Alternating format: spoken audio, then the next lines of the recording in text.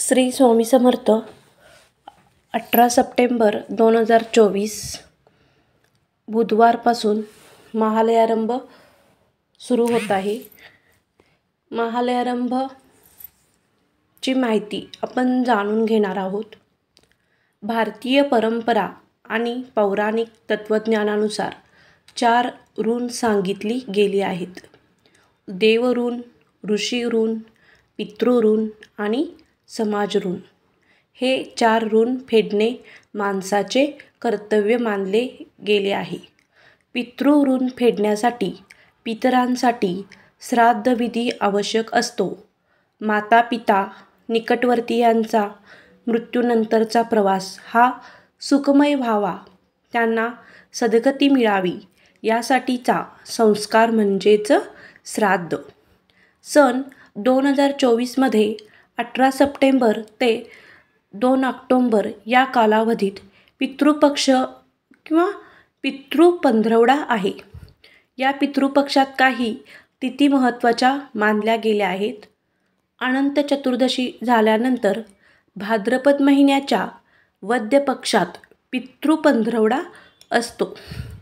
प्रतिपदा ते अमावस्या हा काळ पितृपक्ष म्हणून ओळखला जातो. पितृपक्षात पितरांचे स्मरण केले जाते. पितृपक्षाच्या काळात सर्वसामान्यपणे शुभ कार्ये केली जात नाहीत. श्राद्धातील मंत्रोच्चारामध्ये पितरांना गती देण्याची सूक्ष्म शक्ती सामावलेली असते. श्रद्धा या शब्दापासून श्राद्ध हा शब्द निर्माण झाला आहे.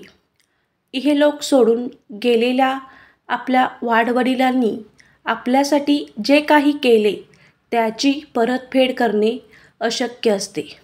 त्यांच्यासाठी जे पूर्ण श्रद्धेने केले जाते ते श्राद्ध होय. पूर्वजांमध्ये देवताप्रमाणे वरदान आणि शाप देण्याची क्षमता असते, असा उल्लेख गरुड पुराण आणि कठोपनिषद यासारख्या ग्रंथात आढळून येतो.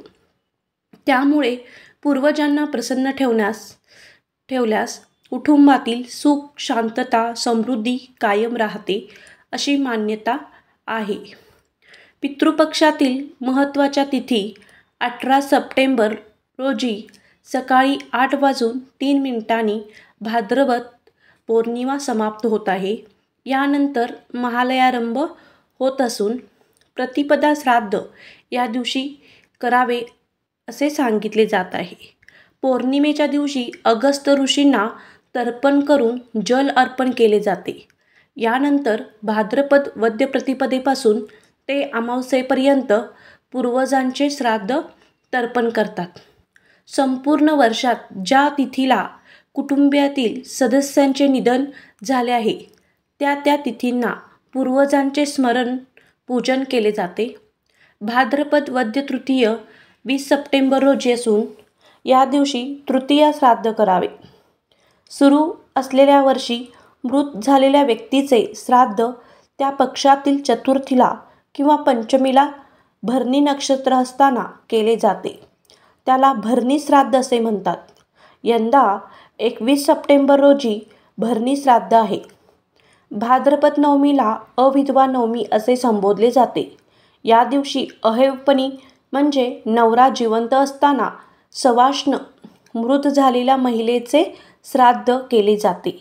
यंदा 25 सप्टेंबर रोजी अविधवा नवमी असून या दिवशी नवमी श्राद्ध करावे. भाद्रपद वद्य पक्षातील एकादशीला इंदिरा एकादशीचे व्रत केले जाते. याचे फलस्वरूप पूर्वजांना पुण्यदान मिळते आणि त्यांना मुक्ती मिळते अशी मान्यता आहे. यंदा 28 सप्टेंबर रोजी इंदिरा एकादशी असून 29 सप्टेंबर रोजी मघाश्राद्ध करावे. भाद्रपद द्वादशीला दिवंगत संन्यासी व्यक्तींचे श्राद्ध केले जाते.